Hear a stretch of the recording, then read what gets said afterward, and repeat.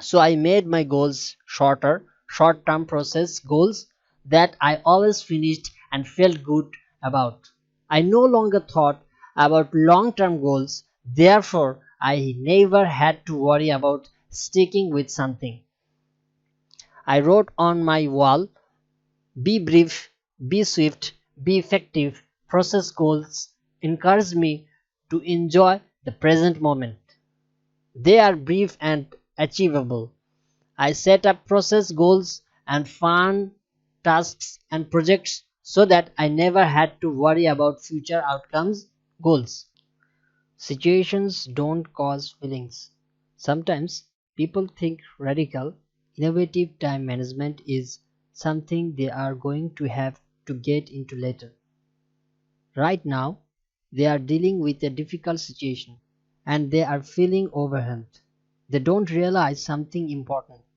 Situations, even dramatic situations like bankruptcy, divorce, death, and economic recession, cannot directly cause a feeling of any kind until the brain interprets and creates a story about said situation.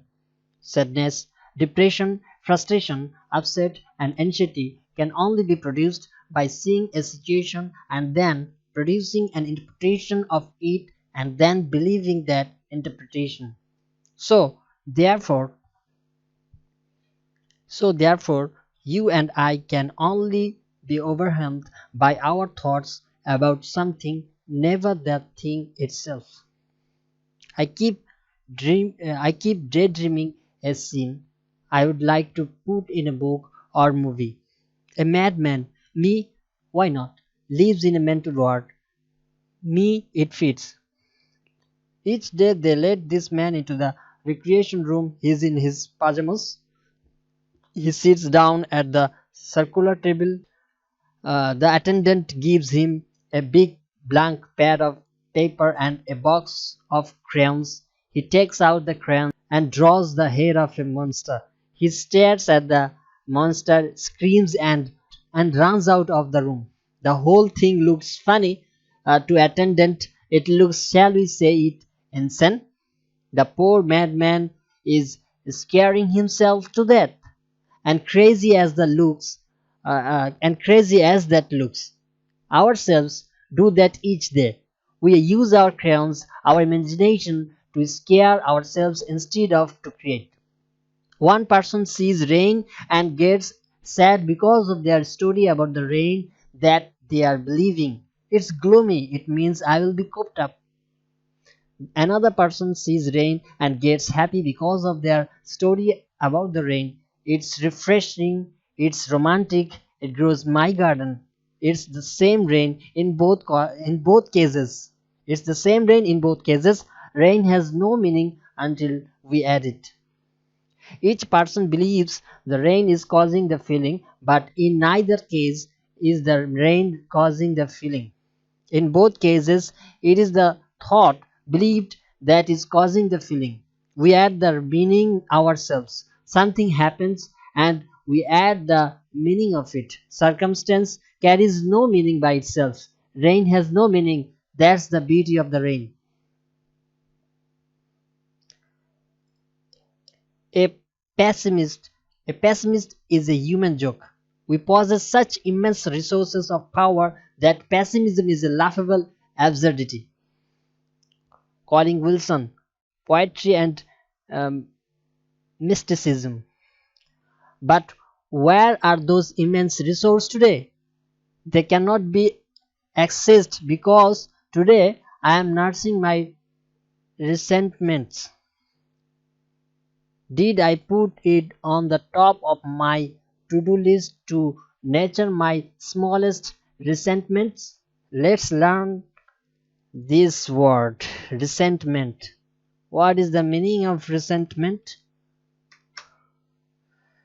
A bitter ingredient at having been treated unfairly. অসন্তুষ্টি. Did I put it on the top of my to-do list to nurture my smallest resentments? Do I consider wounds? Do I consider going out purchasing gauze and uh, dressing for my, let's learn this word's pronunciation, psychic, and dressing for my psychic wounds, wounded pride, wounded ego, and all of that. Can't I see that these are all the things that shut me down, all the things that hide who I really am? When I'm shut down like that, I'm out of action and my life is getting worse because I'm out of action. But now there is a crisis, and in a crisis, in a true emergency, I rise up and you see me at my best. So the overriding question of life is, who will produce the crisis, fate or me? So the overriding question of life is, who will produce the crisis, fate or me? How will I now live? Waiting for outside emergencies and challenges to wake up me? Waiting for outside emergencies and challenges to wake me up, or living another way, the way of the warrior? Why I am not sticking with my goals? There is a famous story circulating around the world right now about a professional football player named Deuce Lutti. I will have a lot more to say about Deuce in a future book I am writing about coaching. For now, you can get his amazing story at this link, this site. Sorry, please go there and read. You will find that Deuce turned his whole professional life around in a single day. Deuce turned his whole professional life around in a single day. He was working with my own JD Master coach, Steve Hudson, and declared himself to be, from the moment from that heartbeat forward, the best offensive lineman in the NFL. He sent a text to Hardison with the acronym at the bottom. From that moment forward, Deuce began playing differently, living differently. He had come into pre-season football camp that year out of shape and overweight, and disgruntled about his contract. He even called himself, looking back, the Lindsay Lohan of pro football. But once he declared his commitment on the inside, everything changed on the outside. He began playing like a man possessed. Announcers and sports writers noticed. Other NFL players noticed. Deuce, what's gotten into you? No, notice how powerful that question is. What's gotten into you? Not where are you headed? Because Deuce's commitment was internal, not external. It did not depended on any outside factor or circumstance for him to begin playing and living as the best offensive lineman in the NFL. The whole point of the goal, actually the transformation, is that it was internal. It was totally up to him, not others. He even had a short version of it. He called it, I am. If I am something, I don't have to worry about anything happening in my favor in the future. It's already in me, like my heart.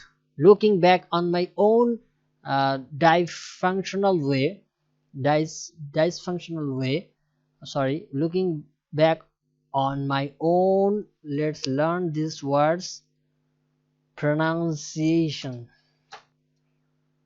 Dysfunctional. Looking back on my own dysfunctional. Am I right? Dysfunctional. Okay. Looking back on my own dysfunctional life, I remember I would always set goals and then worry about them. Then I realized everything was distended out into the future. No wonder it was hard for the mind to hold on to. So I made my goals shorter, short term process goals that I always finished and felt good about. I no longer thought about long term goals, therefore, I never had to worry about sticking with something. I wrote on my wall: be brief, be swift, be effective. Process goals encourage me to enjoy the present moment. They are brief and achievable. I set up process goals and fun tasks and projects so that I never had to worry about future outcomes goals. The best futures get created in the present moment. The worst thing is to be so worried about your future that you miss creating it right now, right here in the present moment, the only place it can ever be created. Worth repeating, obviously. Process goals should be very precise.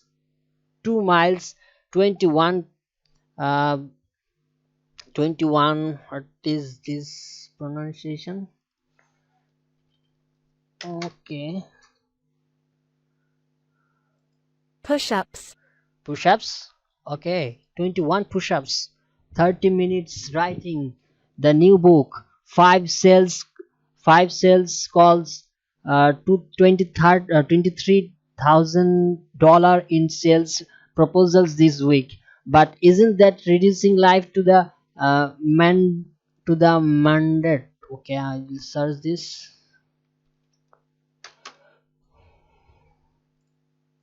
Mundane. Mundane. Isn't that reducing life to the mundane? Mundane is a story that we add to very interesting and exciting small challenges. Adding a negative word like mundane to a colorful task is like painting a wildflower with black paint. Only you yourself can fire you up, challenge yourself more, get creative.